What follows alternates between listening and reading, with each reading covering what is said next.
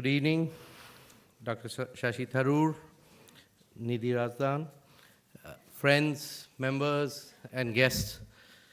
I welcome you this evening for the book launch of Dr. Tharoor's book, An Era of Darkness.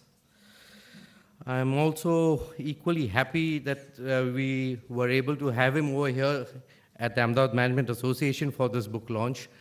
Having a person of his stature here means a lot to us, and thank you, Dr. Tharoor, for being here with us this evening. I was, as president of this organization, given this very difficult job of giving a note of introduction to Dr. Tharoor. And I would say he's a man who needs no introduction, so it makes it a very, very difficult job for me to say anything. Merely your presence will be saying more than the words that I can put in.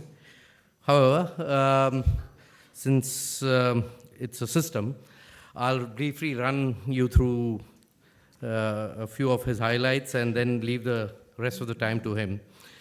Dr. Tharoor, as we all know, is an Indian politician, writer, public intellectual, and a former diplomat, who's also currently serving as a member of parliament from Thiruvananthapuram.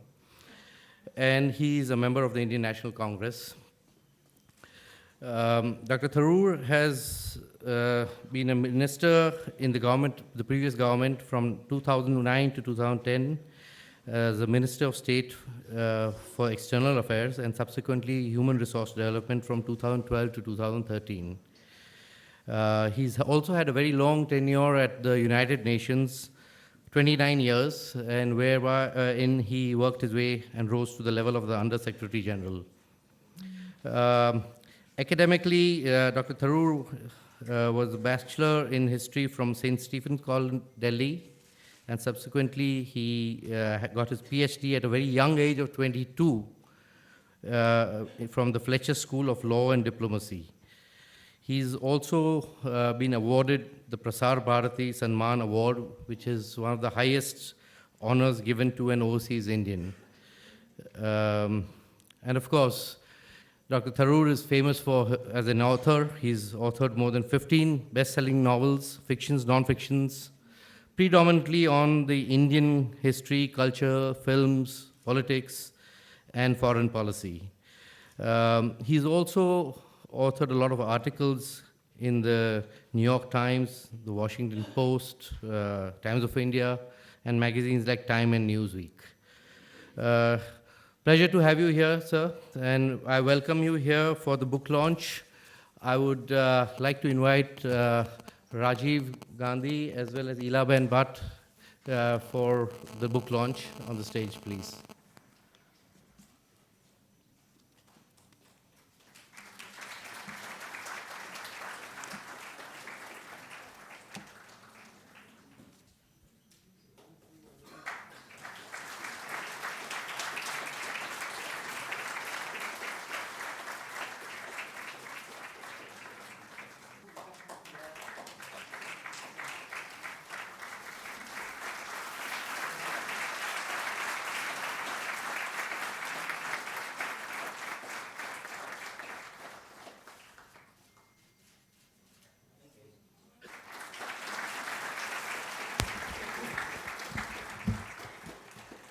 Thank you, and good evening to the good people of Ahmedabad. Thank you for turning up in such large numbers, and it's really, really a pleasure to be greeted by so many with an obvious interest in this subject. For those standing at the back, there still seem to be a few empty chairs through the room. You'll just have to look for the gap and grab it if you can.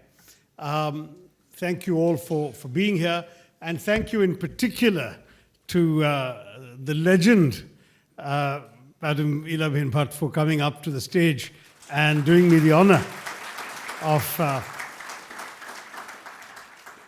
all that she has done for our society to really dispel the darkness under which we had labored for so long. And it's a real honor that she is here with us today. And I want to thank, of course, the Ahmedabad Management Association. I took a tour of the very impressive premises a little earlier. Magnificent institution founded by Dr. Vikram Sarabhai and sustained by the talent, the energy, the application of so many distinguished captains of industry and management in the city. A wonderful place. I'm so proud to be here, and particularly in this magnificent auditorium. And on top of that, we have the great joy, it seems to me, the satisfaction of being able to do so at a time when perhaps our history is in danger of being forgotten, misinterpreted, misrepresented, or misused in various ways at various times in our society. And I'll come to that in a minute, but I just want to add a couple more words of thanks. The Ahmedabad Management Association and Nilavin Bhatt I've already mentioned. Mr. Rajiv Gandhi of HESTA, who has done so much to organize and put together this remarkable occasion. And of course, Nidhi Razdaan, who's on stage with me and who's flown in from Delhi just to have a conversation in front of all of you about the issues in this book.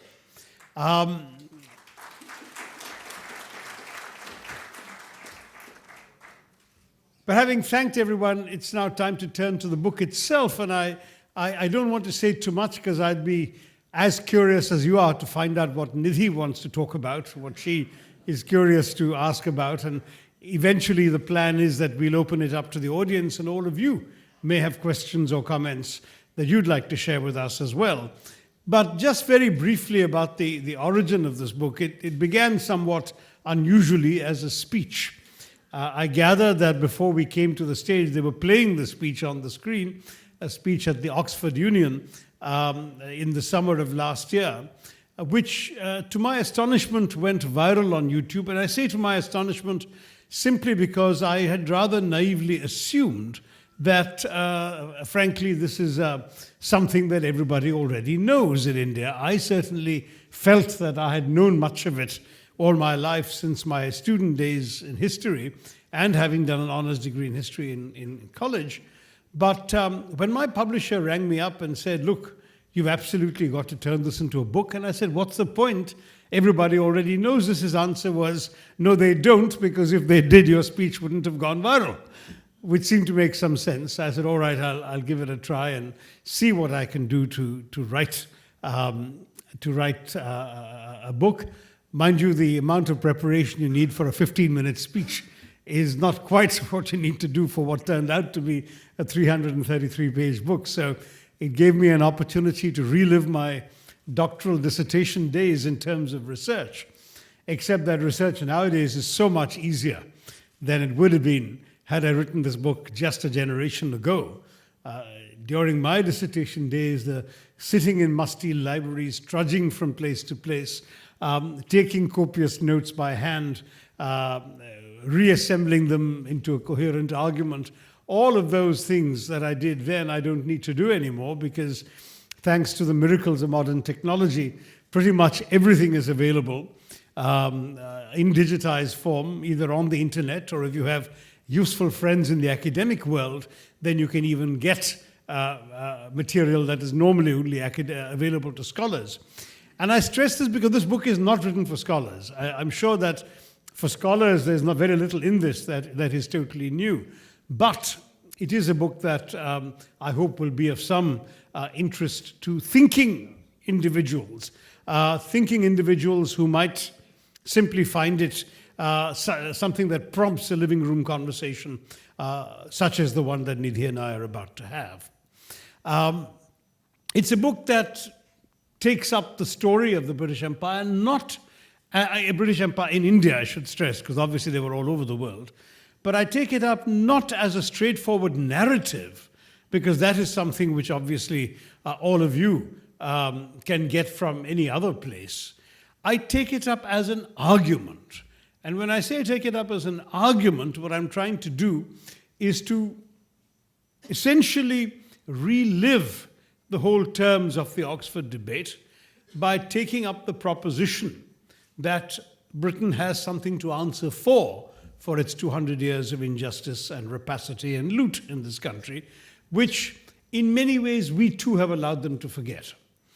And the forgetting is quite large and quite deliberate. There is a level of historical amnesia in Britain that is truly staggering. sustained by various self-justificatory mythologies that are perpetuated by the British. Particularly in the last 10 or 15 years, you've seen a succession of best-selling historical books around the world. Neil Ferguson, very well-known book on the empire, and another book called Colossus about what he hoped would be the new American empire to replace the British, in which he argued that the British Empire had essentially laid the foundations for today's globalization by inventing the killer apps, as he called it, of modern civilization. Writers like Lawrence James, an author of other bestsellers, who describes the British Empire as the greatest exercise in benign altruism in human history. And what is interesting is that very little of these things actually was said or believed during the empire itself. During the empire, neither the perpetrators of the empire nor their critics, frankly, had any illusions about the motives of the colonists. The British were in it for the money, and they absolutely made no bones about it. But what was striking in the process was that the British were able to invent, to justify their loot, this myth of being on some sort of Enlightenment era mission to sort of bring civilization and self-government to the ignorant people of India, which of course was utter hogwash. It was even at the time seen by critics as fraudulent self-justification. But today people are beginning to write it as if it should be taken seriously, abetted by various rose-tinted television shows like Indian Summers or the Far Pavilions and so on, which add to this romanticization and myth-making about the empire. By contrast, in 1930, when the then young American historian Will Durant stopped in India in the course of his voyage of discovery and research to write what became his historic The Story of Civilization, he came to India and realized what was going on, interrupted his work on civilization to write a powerful short screed against the British called The Case for India, in which he actually said in one sentence that the ongoing loot of India is the greatest crime in all human history. And of course, he had a great deal of data to support it. I have built on the work of people like Durant, earlier Dadabhai Nauroji, R.C. Dutt, Jawaharlal Nehru. Many have written this during the colonial period. But I've also benefited from a lot of the current contemporary scholarship in academic journals and so on that have actually sought to understand details of the ways in which the British did this. So the book takes up the basic fact that India was one of the richest countries in the world when the British came here, and 200 years later they left it as one of the poorest countries in the world. They destroyed a country which had 23% of global GDP when they had less than 1%, and they reduced it to a country of less than 3% of global GDP while they had gone up to 10%. Much of Britain's prosperity was built on the drainage of resources from its empire, notably and most of all from India. But what I was surprised to discover in the process, not surprised, but what I was interested to discover in greater detail, was the extent to which, for example, they'd taken thriving industries they'd found, textiles, shipbuilding, and steel, and destroyed them, how they had rapaciously taxed the Indian peasantry at a level previously unknown under any other rulers, and through torture and cruelty, extracted vast sums of money and shipped it all off to England. How they had essentially robbed and plundered various treasuries across the country. How, in the name of good governance, they had essentially brought to ruin a thriving economy, including through laws, taxes, tariffs, and imports, all of which I've given plenty of details of in the book. And how, in turn, they had imposed their exports and their products on the back of the Indian consumer. On top of all of this, of course, there were a number of things that they claim credit for that I'm sure Nidhi will want to talk about, so I won't go into detail, but it is said, for example, that we should be grateful that the British left behind the railways, the rule of law, parliamentary democracy, the English language, cricket, even tea. And all of these, as I point out again with some detail in the book, every single one of these was brought in, installed, and operated purely for the benefit of the British and to serve the interests of British rule, continued British rule in India, had nothing to do with the well-being of the Indians. So this is essentially the broad thrust of the thesis. I go on at some length, but I hope in a readable way. I'm not writing, as I said, for serious, dry academics. I'm writing for people like all of you, who are presumably intelligent, thoughtful people who work in different fields, but know enough to be able to read these arguments and to engage with them. I'm obviously very happy to welcome disagreement, and I look forward to a dialogue not only with Nidhi, but with all of you after that. And I want to stress that at the end of the book, I do try to both sort of do a summary of the arguments without repeating anything that I've said before, but sort of prolonging with other examples and issues some of the arguments that buttress my case, and end also with a look at the afterlife of colonialism, ranging from the demands to reclaim the Kohinoor to the survival or not, as you may feel, of Gandhianism in our country and in the world. And all of this in the course of roughly about 300 pages, with a lot of endnotes for those who are curious to do further reading and want to check the sources on which I've based my material. They're all listed with references to the pages in the book. But the book itself is not written full of footnotes or whatever. It's meant to be read by the casual reader. So that's broadly the story of an era of darkness. Some have asked me about whether the title is a deliberate allusion to V.S. Naipaul's An Area of Darkness. To some degree, I couldn't help but be conscious of that. The title is indeed intended to serve as a refutation to other kinds of outside writing about our country. At the same time, I have also made the point that this book seeks to portray the British in a rather unequivocal way, but it's not, to my mind, about India-British relations today. Those are the relations of two sovereign, equal countries, and as far as I'm concerned, we can move on. A lot of young people today in this auditorium may well say, well, it was 70 years ago, why don't we just move on? To which my answer very simply is, if you don't know where you've come from, how will you appreciate where you're going? And I think even those of you whose eyes are fixed on the future,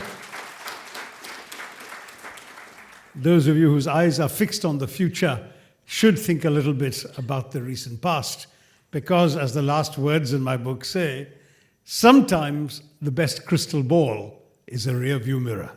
Thank you very much. Jai Hind.